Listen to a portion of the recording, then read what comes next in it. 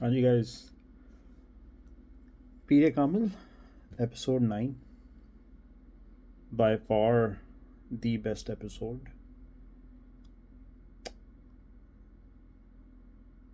सो many things यार. जितने ज़बरदस्त मैंने लास्ट एपिसोड में कहा था, जितना ज़बरदस्त इन लोगों ने एक्सप्लेन किया ना चीज़ें in writing, I can only imagine जो लोग पढ़ते हैं उन्हें इतना मज़ा क्यों आता है. पहली दफ़ा यार इस तरह फील हो रहा है कि विजुअल है मेरे सामने. मैंने जितना अच्छे तरीके से उन्होंने बताया है, मैंने वो चीज़ देख ली है, लेकिन बाद में मैं सोचता हूँ तो I'm लाइक यार अच्छा कुछ देखा नहीं है, लेकिन वो इतने अच्छे तरीके से बताया गया. आ, या सलार डिप्रेशन में ओपनली आप सभी पता है, और लोगों को भी बता रहा है. उसे समझ नहीं आ रही हो क्या रहा है उसके साथ.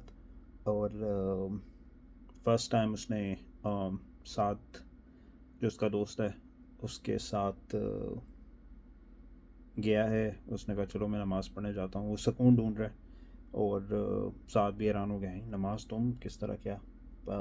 बट खैर वो उसके साथ गया है नमाज़ पढ़ने. और लेकिन नहीं मिला भाई. नमाज के बीच में उसे समझ नहीं आ रही थी हो क्या रहा है. और नमाज छोड़ के बाहर आ गया. बाहर आके बैठ गया. एक होकर आई उसके सामने जो आके उसको ऑफ़र कर रही है पैसों की. 50 per hour, 40 per hour, 30 per hour, 34 our. Salaar ने उसे $50 दिए हैं और बोला है कि बस सामने से हट जाओ. और काफ़ी टाइम वहाँ बैठा रहा, सोचता रहा कि हो क्या रहा है. मेरे साथ वापस घर में आ गया. उसको बार बार फ्लैशबैक्स आ रहे हैं काफ़ी टाइम से. और एक आवाज़ गूंज रही है अंदर, और वो जो इमामा के साथ उसकी कॉन्वर्सेशन हुई थी वो चल रहा है बार बार. खैर वापस आया जब तो साथ वही पूछा तुम किधर चले गए थे. बड़ा परेशान था मैं. और जब पहली दफ़ा उससे पूछा भी कि भाई सीधा रास्ता क्या होता है. सरातुल मुस्तकीम. उसने पूछा सरातुल मुस्तकीम क्या होता है. उसने कहा सीधा रास्ता. और उसने बोला सीधा रास्ता क्या होता है, सीधा रास्ता क्या होता है. उसने कहा नेकी का रास्ता. और नेकी क्या होती है. और साथ वही कि भाई अब तुम्हें नेकी नहीं पता.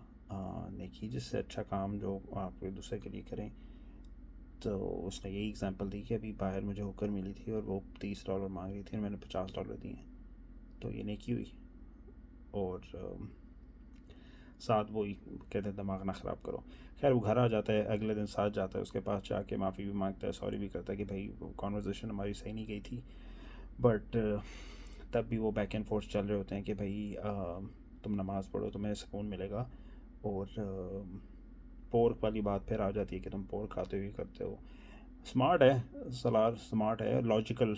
मैं बोलूँगा लॉजिक के साथ बात करता है. उसने यही बोला कि भाई आ, तुम्हें भी तो सुकून नहीं है. तुम भी तो मतलब सारे काम बाकी कर रहे हो लेकिन नमाज भी पढ़ रहे हो साथ, तो इसका मतलब है कि तुम जन्नती हो एंड ऑल दैट. वहाँ पे साथ थोड़ा चुप हुआ.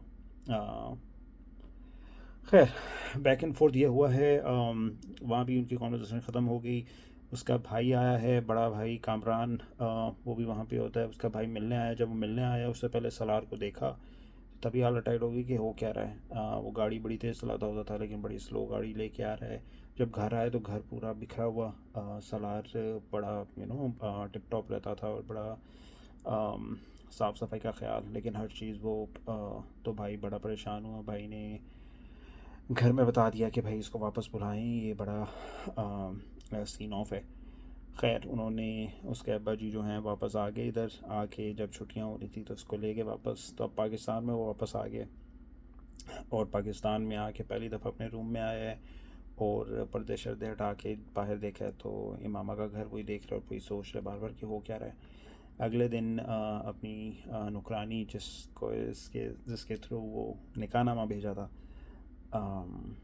उससे थोड़ी इन्फॉर्मेशन ली, लेकिन उसे भी नहीं पता था इमामा है कहाँ.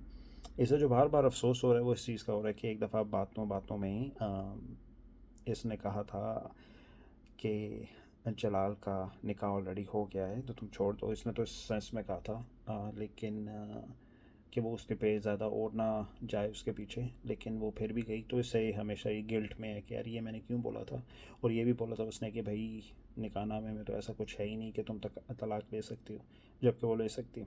तो ये दो चीज़ों से बड़ी गिल्ट है। खैर अगले दिन हाइकिंग पर जाता है बॉय। हाइकिंग से जब वापस आ रहा होता है तो दो लोग आके इसे किडनैप टाइप कर लेते हैं, रॉबरी होती है, अम, उससे ले लेते हैं, पैसे वैसे ले लेते हैं, टुकाई भी सही होती है, मारते भी सही हैं, थप्पड़ वप्पड़, और उसको दरख्त के साथ बांध देते हैं। अम, वो ये टाइम था जिस पे पहली दफ़ा उसको फील हुआ है कि भाई वो मरने वाला है, और माफ़ी मांग रहा है, और कह रहा है कि कुछ भी कर ले मुझे बस यहाँ से मैं निकल जाऊँ। अल्लाह से माफ़ी मांग रहा है, और कि जितनी भी मैंने नेकियां की हैं उसके बदले मुझे उठा दें। और फिर जब सोचने लगते हैं नेकियां का तो उसे कुछ याद नहीं आता। खैर करके जो भी करके कि मैं आगे से जो भी है नहीं करूँगा, मैं माफ़ी मांगूँगा। इमामा का जो है वो आता है उसके जहन में कि उसको पहली दफ़ा फ़ील होता है कि इमामा को कैसे फ़ील हो रहा था कि कुछ रास्ता ही नहीं है। बट माफ़ी शाफ़ी मांग के ओ या सांप भी गिरता है उसके ऊपर। सांप से तो वैसे ही हालत बड़ी टाइट हो जाती है, तो सांप भी गिरता है, और खैर कर आके वहाँ से I don't know how but उसकी रस्सी खुल जाती है और वो भागते भागते वहाँ से निकल आता है। और रास्ते में पुलिस रोकती है उसे, पुलिस हॉस्पिटल ले जाती है, और हॉस्पिटल में उससे पूछ रही होती है क्या है, तो वो लिख देता है एड्रेस और घर का फ़ोन नंबर। यहाँ तक हुआ ही एपिसोड।